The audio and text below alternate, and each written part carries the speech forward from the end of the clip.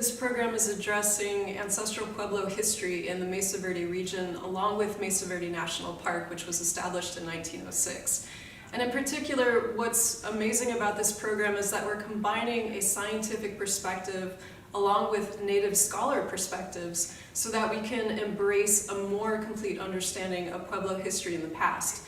And this is providing a multi-vocal approach to the ways in which teachers can communicate to their students about the history of the United States that's not currently known.